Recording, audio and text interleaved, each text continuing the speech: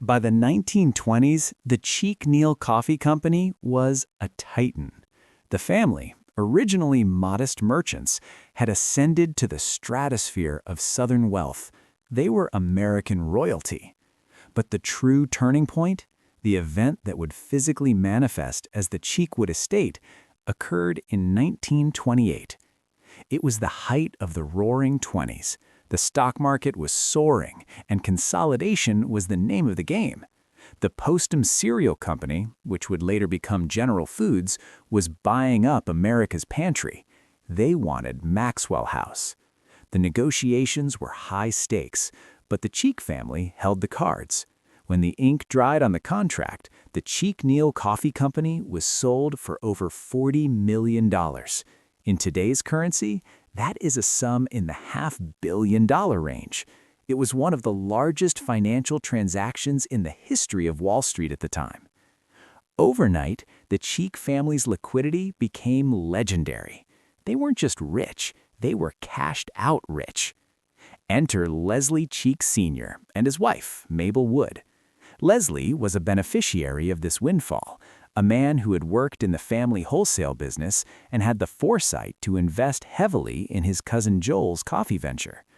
Mabel was a force of nature in her own right, a woman of refined taste, immense ambition, and a desire to leave a mark on the cultural landscape of the South. They were living comfortably in a large home in Nashville, but the 1928 sale changed the calculus of their lives. The legend goes that the decision to build Cheekwood was sparked by a piece of furniture. It is said that Mabel had purchased a massive gilded mirror, a piece so grand and tall that it would not fit comfortably in their existing home. When Leslie Sr. saw the mirror, he didn't suggest returning it, he didn't suggest renovating the room. Flush with the coffee fortune, he reportedly looked at his wife and said, "Well, we'll just have to build a house that fits it." Whether the story is apocryphal or fact, it speaks to the mindset of the Cheeks in 1929. They possessed the resources to build a world of their own. They did not want a house, they wanted a legacy. They wanted an estate that would rival the ancestral homes of Europe, a place that felt as though it had stood for centuries, even though the ground had not yet been broken. They purchased 100 acres of wild, wooded land west of Nashville. It was rugged terrain, full of limestone ridges and dense forests, adjacent to the massive Percy Warner Park. It was not a practical place to build. It was a dramatic place to build. To realize this vision, they did not hire a local builder. They turned to Bryant Fleming. Fleming was not merely an architect. He was a landscape artist, a man who believed that a house and its grounds were a single organism. He was a professor at Cornell University and a genius of the country place era, a period in American design where the wealthy sought to retreat from the industrial cities they had helped create.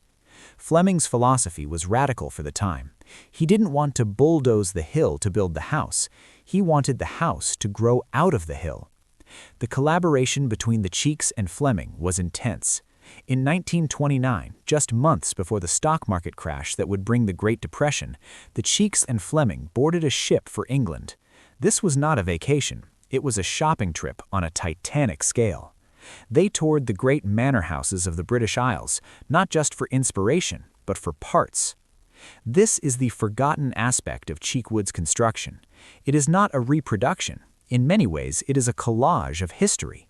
When they saw a staircase they liked in a crumbling, distinctive English manor, they didn't copy it, they bought it. When they admired the limestone foyer of a demolished estate, they purchased the stones. They bought doors, paneling, chandeliers, and fireplace mantels. They stripped the history from the old world to ship it to the new world. As the crates began to pile up on the docks of England, destined for a hill in Tennessee, the world was about to break. The construction of Cheekwood began just as the American economy collapsed. While bread lines formed in New York and banks shuttered their doors across the Midwest, the Cheeks were undertaking one of the most ambitious private construction projects in the South. This contrast defines the early soul of the mansion. It was a project born of the Roaring Twenties, but built in the sobering silence of the 30s. It was a source of employment for hundreds of local stonemasons, carpenters, and artisans during the darkest economic days in American history. The coffee money did not just build a house, it sustained a community of workers. But as the dynamiting of the limestone ridge began, preparing the foundation for what would become a 36-room masterpiece, no one knew that tragedy was already stalking the Cheek family. They were building a fortress for a future that would be far shorter than they imagined. The coffee empire had provided the gold, and Bryant Fleming had provided the vision. Now they just had to build it. Part 2. The Architect and the Vision. To understand the physical reality of Cheekwood, one must first understand the mind of the man who conceived it. Bryant Fleming was not a man who simply drew blueprints. In the pantheon of American design, he was something of a mystic, a practitioner of a philosophy that viewed a house not as a shelter, but as a biological outgrowth of the earth it stood upon. When Leslie and Mabel Cheek hired him, they did not just commission a building, they commissioned a theatrical set piece designed to mimic immortality. Fleming's genius lay in his ability to manufacture time. He knew that new money often looked loud and brittle, so his goal was to take the Cheek's coffee fortune, money that was barely dry on the ink of the contract, and transmute it into something that felt as ancient and inevitable as the limestone hills of Tennessee. The design phase began with a radical decision. The house would not be placed on the flat land. Instead, Fleming chose the highest, most difficult ridge on the property. He wanted the mansion to command the landscape, to look out over the Warner Parks as if it owned them. To achieve this, he essentially had to sculpt the mountain itself. But before a single shovel struck the earth, Fleming convinced the Cheeks that they could not buy the materials for such a house in America. The United States, in his view, was too young. It lacked the texture, the patina, and the ghostly resonance of history that he required. If they wanted an English-Georgian manor, they had to go to the source. In the spring of 1929, the trio, Leslie, Mabel, and Fleming, embarked on what can only be described as the ultimate architectural scavenger hunt. They sailed to Great Britain with a blank check and a hunger for salvage. At this time in history, the British aristocracy was hemorrhaging wealth. The post-World War I economy and crippling inheritance taxes were forcing dukes and earls to dismantle their ancestral seats. Great houses were being demolished or stripped for parts. This was a tragedy for British heritage, but it was a windfall for American tycoons. Fleming acted as the guide, navigating the demolition sales of the English countryside, pointing out a doorframe here, a mantel there, seeing the ghost of Cheekwood in the debris of the old world. The haul was staggering. They did not just buy furniture, they bought the architectural DNA of the British Empire. From the rubble of the demolished Grosvenor House in London, once the home of the Dukes of Westminster, they secured massive mahogany doors and intricate paneling. These were not replicas, they were artifacts that had been touched by kings and queens. They found a wrought iron staircase railing that had once graced Queen Charlotte's palace at Kew. They purchased 18th-century statuary, limestone finials weathered by 200 years of English rain, and endless crates of fixtures. This was the genius of Fleming's method. He wasn't planning to decorate the house with these items, he was planning to build the house around them. While the Cheeks were shopping in London, the logistics of moving this mountain of history to Nashville were becoming a headache of epic proportions. The materials had to be crated, shipped across the Atlantic to American ports, loaded onto trains, and railed down to Tennessee. Once in Nashville, they were hauled by truck up the steep, unpaved logging roads to the building site. It is estimated that the freight bills alone cost a small fortune, but as the crates arrived, the site itself was becoming a hive of activity that stood in stark contrast to the deepening economic depression gripping the rest of the country. Fleming's construction methods were as demanding as his sourcing. He refused to use standard quarried stone that looked too clean. He wanted the house to look as if it had been carved directly from the hill it sat on. To achieve this, he opened a quarry on the Cheekwood property itself. The limestone used to build the mansion was pulled from the very ground beneath it. This was a masterstroke of aesthetic integration. The color of the house matches the color of the natural rock outcroppings in the surrounding woods perfectly, because they are one and the same. It creates an optical illusion where the house seems to rise organically from the earth, rather than sitting heavily upon it. The labor force required for this undertaking was immense. As the Great Depression took hold in 1930 and 1931, jobs became scarce and desperation mounted. The construction of Cheekwood became a vital economic engine for the local area. Stonemasons, carpenters, ironworkers, and laborers flocked to the site. Fleming demanded old-world craftsmanship. He didn't want machine-cut perfection. He wanted the hand-hewn look of the 18th century. He instructed masons to cut the stone in specific, slightly irregular ways to mimic the weathering of centuries. He was essentially directing hundreds of men to create a high-fidelity forgery of age. The structural engineering was formidable. The mansion was built with steel-reinforced concrete, a modern skeleton hidden beneath the antique skin. This was the paradox of the American country place era. The technology was state-of-the-art, ensuring the house had electricity, modern plumbing, and structural integrity that far surpassed the drafty English manors it emulated. But the eye was never meant to see it. The viewer was meant to see only the illusion of the 18th century. Fleming designed hidden service corridors, concealed elevators, and intricate ductwork systems that kept the modern world invisible, allowing the fantasy of the aristocratic lifestyle to remain unbroken. One of Fleming's most brilliant maneuvers was the long view concept. He designed the approach to the house to be a psychological journey.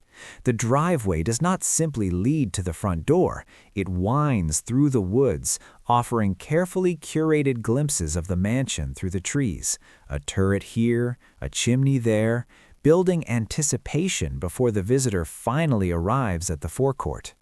He used the concept of forced perspective in the gardens, narrowing paths and aligning trees to make the estate look even vaster and more endless than it actually was. He manipulated the viewer's eye at every turn, controlling the experience of the estate with the precision of a film director. By 1932, the house was nearing completion. The final stones were set, and the massive Grosvenor house doors were hung on their hinges. The empty shell of the mansion stood atop the hill, a pale gray fortress waiting for its life to begin. It was a triumph of logistics and imagination. Fleming had successfully transplanted the soul of Georgian England into the clay of Tennessee. But a house, no matter how grand, is merely a collection of rocks and wood until it is inhabited. The stage was set for the Cheeks to move in, to fill these cavernous rooms with their presence. They had built their castle.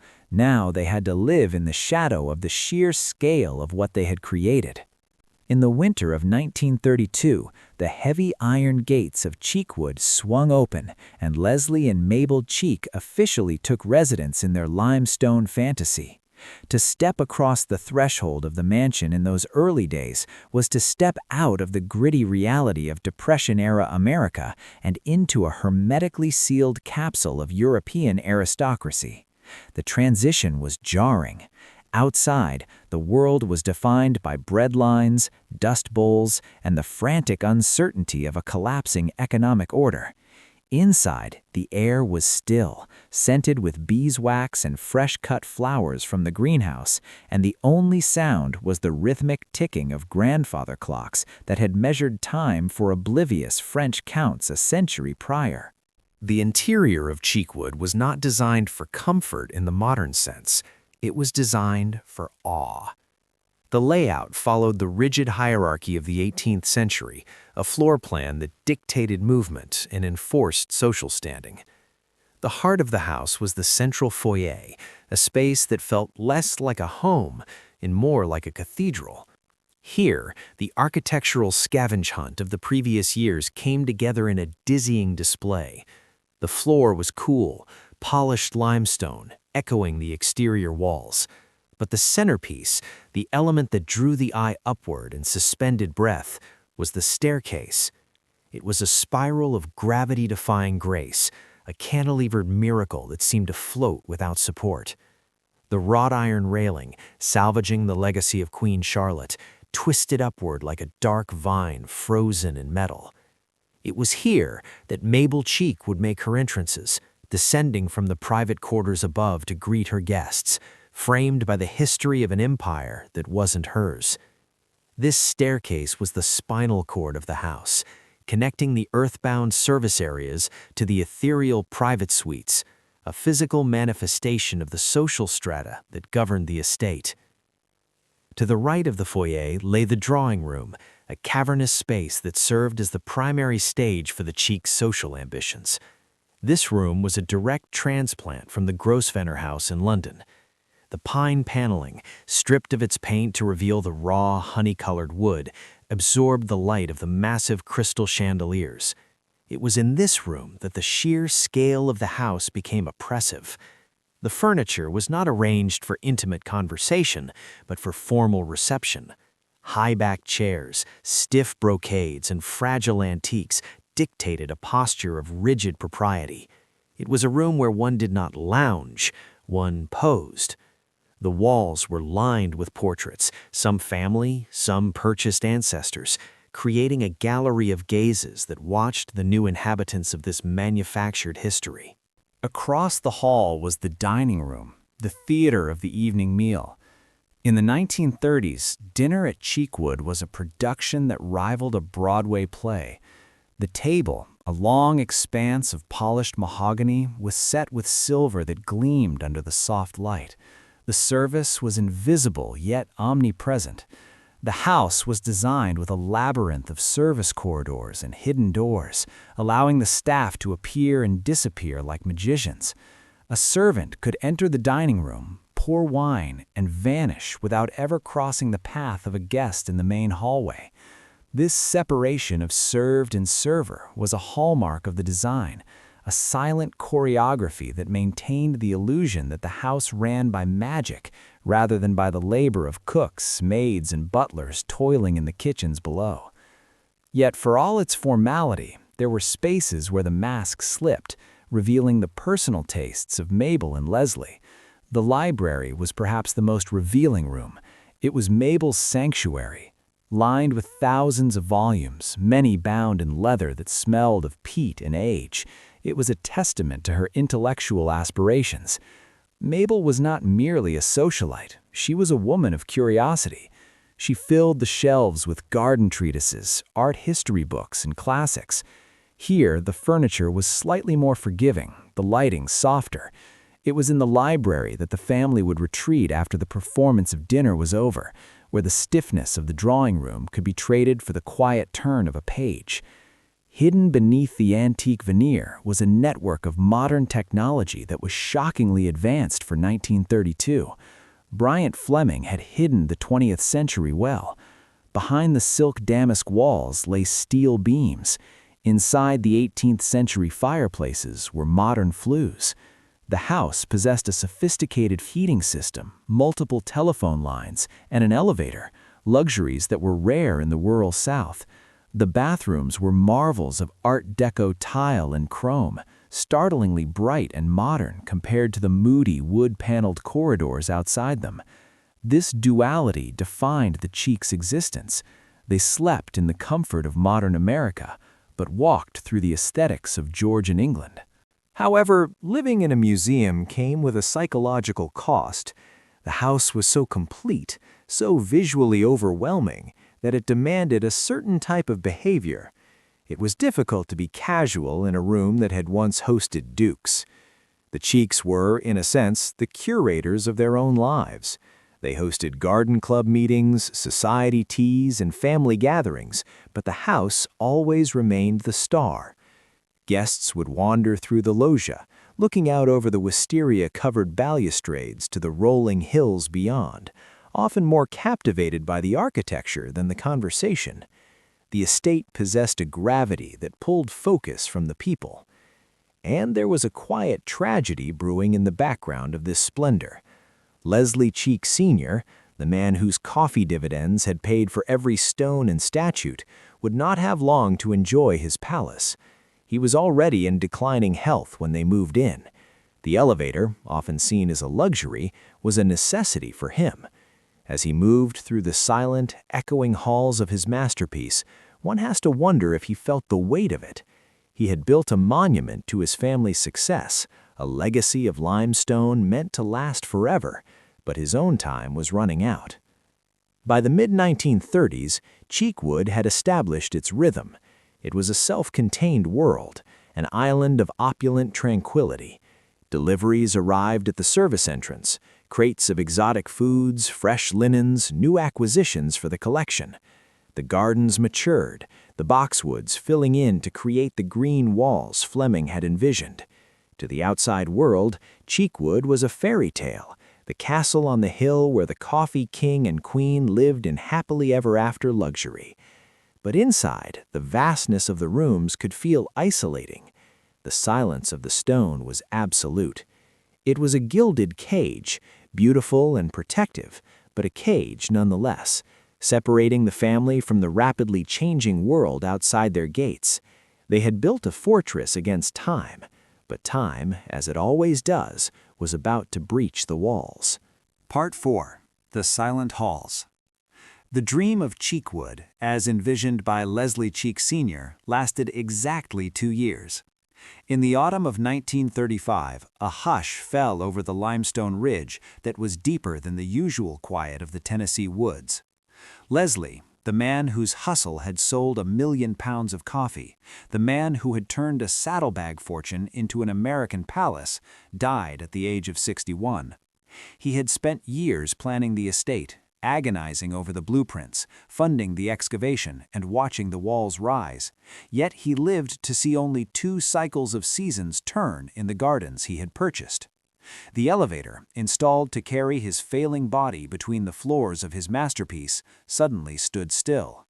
The house, built to be a testament to a dynasty, instantly became a mausoleum.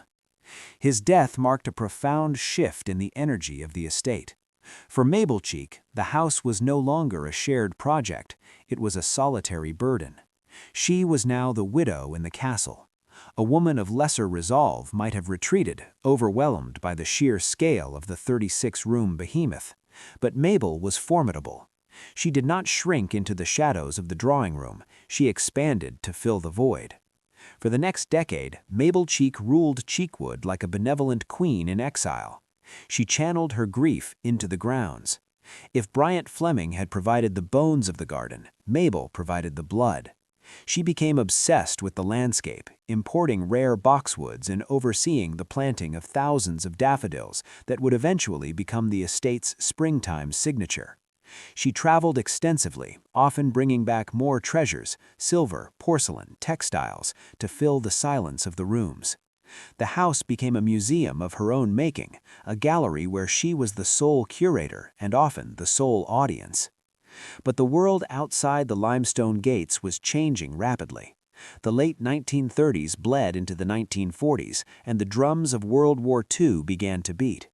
The era of the great house, dependent on a fleet of invisible servants and cheap coal, was dying. In 1943, in a move that surprised Nashville society, Mabel decided she had had enough. The house was too big, too echoing, too full of memories. She did something rare for a matriarch of her standing. She abdicated. Mabel deeded the entire estate, the mansion, the gardens, the contents, to her daughter, Huldah Cheek Sharp, and her husband, Walter Sharp. Mabel packed her trunks and moved to a smaller, more manageable home nearby, leaving the keys to the castle in the hands of the next generation. Huldah and Walter Sharp brought a different energy to Cheekwood. They were younger, more modern, and they had children. For a brief, shining moment in the 1940s and early 50s, the mansion attempted to be a normal family home. The laughter of children bounced off the limestone walls of the foyer. Bicycles were ridden down the long, winding driveway that Fleming had designed for limousines. There were Christmas parties where the Great Hall was filled with the noise of a generation that didn't remember the Great Depression. But the house fought back. Cheekwood was never designed for the casual intimacy of mid-century American family life. It was a formal machine that required constant lubrication in the form of money and labor. The post-war reality hit the Sharps hard. The labor market had been revolutionized by the war. The men and women who had once been willing to work as gardeners, maids, and cooks for meager wages had found better-paying jobs in factories and industry. The staff required to run Cheekwood, which in its heyday numbered in the dozens, dwindled. Heating the massive stone pile was an astronomical expense. The plumbing, the roof, the endless dusting of intricate wood paneling, it was a relentless drain on resources.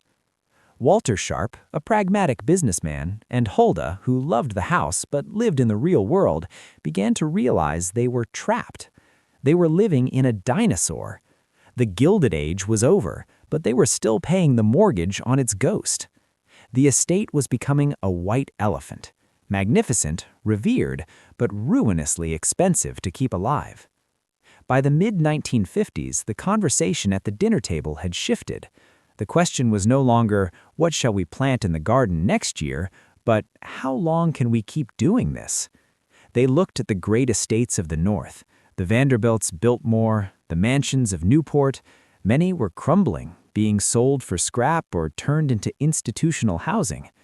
The Sharps were terrified that Cheekwood would suffer the same fate. They didn't want to see the land subdivided into a suburban housing tract. They didn't want the limestone blocks sold off to build strip malls.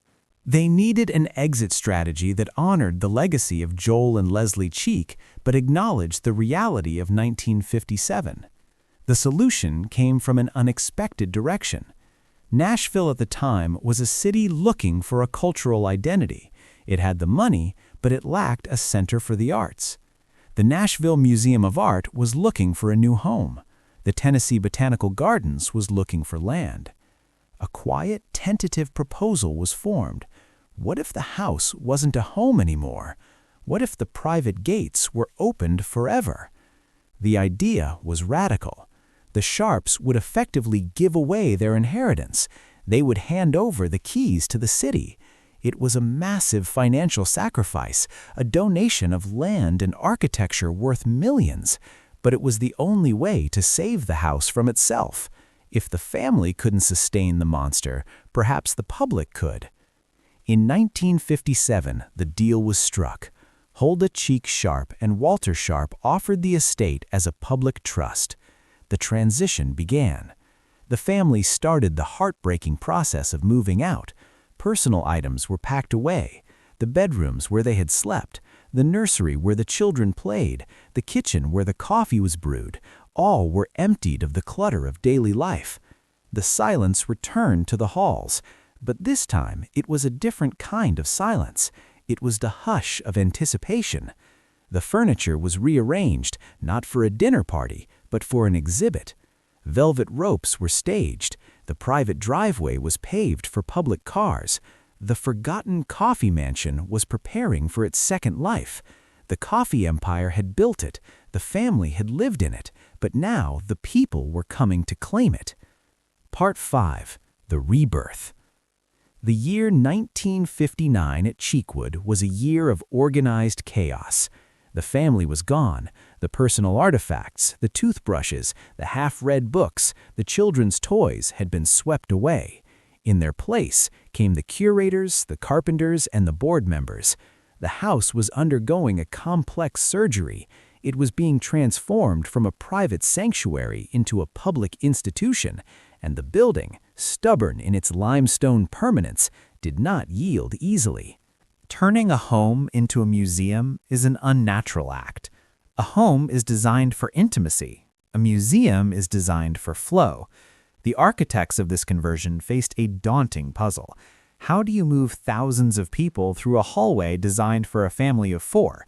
How do you protect 18th century floors from the scuff of 20th century sneakers? The transformation required a delicate touch. Bedrooms were stripped of their bed frames and repurposed as galleries. The closets, once filled with the couture of the Jazz Age, became storage for art acquisitions. The lighting, originally designed to cast a warm, candlelit glow on a dinner party, was re-engineered to illuminate canvases and sculptures with clinical precision. But the most dramatic transformation occurred outside. The gardens, which Mabel Cheek had cultivated as a private paradise, were about to be exposed to the world. The Tennessee Botanical Gardens and Fine Arts Center, the new governing body, had to prepare the grounds for a different kind of foot traffic. Paths were widened, parking lots were carved out of the woods, a necessary scar to allow access. The Longview driveway, designed by Bryant Fleming to create suspense for a single arriving limousine, prepared to host lines of station wagons and school buses. On May 22, 1960, the gates opened. It was a cultural explosion for Nashville. For 3 decades, Cheekwood had been a rumor to the average citizen. It was the castle on the hill, glimpsed only through the trees or read about in the society pages. Now, for the price of an admission ticket, a mechanic, a schoolteacher, or a shop clerk could walk through the same doors that had once welcomed the Vanderbilts. The public response was overwhelming. People didn't just come for the art, they came for the voyeurism. They wanted to see how the other half had lived. They ran their hands along the limestone balustrades. They stood in the drawing room and stared up at the chandeliers. There was a sense of awe, but also a sense of reclamation. The coffee fortune that had built the house had come from the pockets of millions of ordinary Americans buying Maxwell House tins. In a poetic sense, the house was finally being returned to the people who had paid for it. However, the early years of the museum were not without identity crises. Was it an art museum surrounded by trees, or was it a botanical garden that happened to have a house? This duality became its defining struggle and its eventual strength. The art collection began to grow, moving beyond the Cheek's original holdings to include American Impressionism, contemporary sculpture, and traveling exhibits. Simultaneously, the gardens were professionalized. What had been Mabel's personal project was expanded into specialized zones: a Japanese garden, a color garden, a wildflower trail. The house itself became a character in this new narrative. It was no longer just a backdrop, it was the primary artifact. Curators began the slow, painstaking work of preservation. They weren't just fixing leaks, they were freezing time. Decisions had to be made about which era to preserve. Do you keep the room as it was in 1930 or 1950? They walked a tightrope between a historic house museum where everything is left exactly as if the owner just stepped out and a modern gallery space.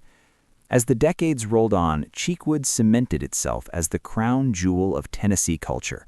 It weathered the storms of the 1970s and 80s, periods where historic preservation often took a back seat to modernization.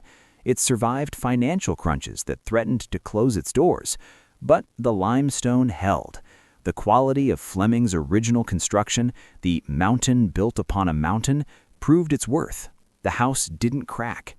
By the 1990s, a new appreciation for the country place era emerged. Historians and architects began to look at Cheekwood not just as a local oddity, but as a nationally significant masterpiece.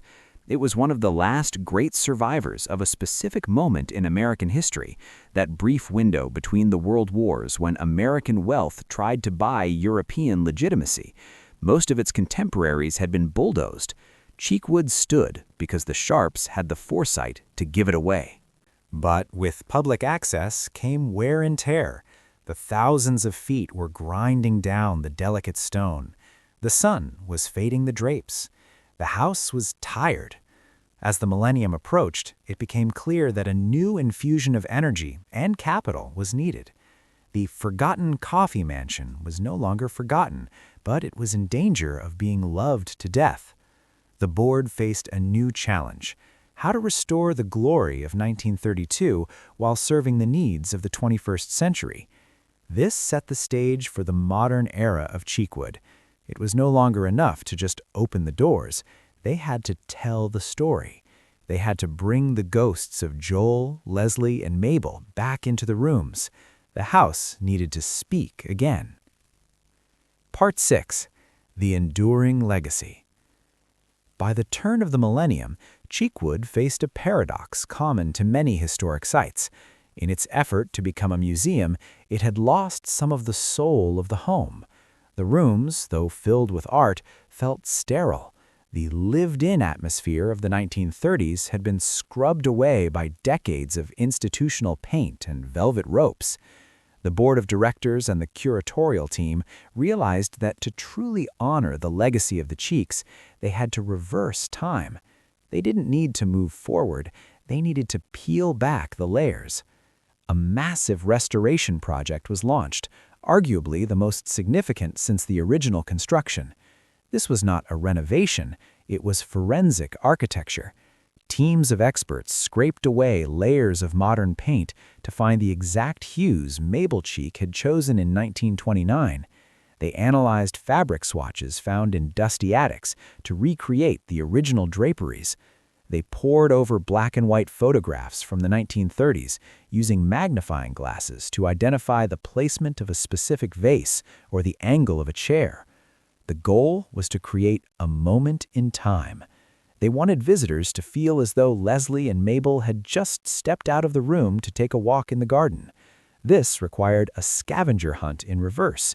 Over the decades, much of the original furniture and decor had been dispersed among family members or sold at auction. The museum launched a quiet campaign to bring the treasures home. Slowly, the artifacts returned.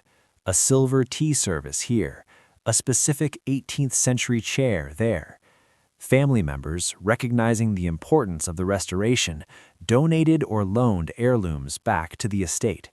The library regained its books. The dining room table was set once again with the Cheek's own china. When you walk through the mansion today, you are seeing a resurrection. The museum elements, the placards and the glass cases are minimized. The house speaks for itself. But the legacy of Cheekwood today is not just in the limestone, it is in the soil. The gardens have evolved into a spectacle that rivals the house. The vision of Bryant Fleming and Mabel Cheek has reached a maturity they never lived to see. The boxwoods are now massive, ancient green walls. The wisteria vines are thick as tree trunks. The modern identity of Cheekwood is perhaps best defined by its seasons. In the spring, the estate explodes into color with cheekwood in bloom. Over 150,000 tulips break the ground, creating rivers of color that flow through the limestone arches. It is a visual shock, a riot of life against the gray austerity of the mansion. It draws hundreds of thousands of visitors, many of whom have no idea who Joel Cheek was, but who come to worship the sheer beauty of the landscape he funded. In the winter, the grounds are wrapped in millions of holiday lights, a tradition that turns the dark wooded hills into a glowing fairyland, introducing a new generation of children to the estate. This is the ultimate victory of the Cheek family.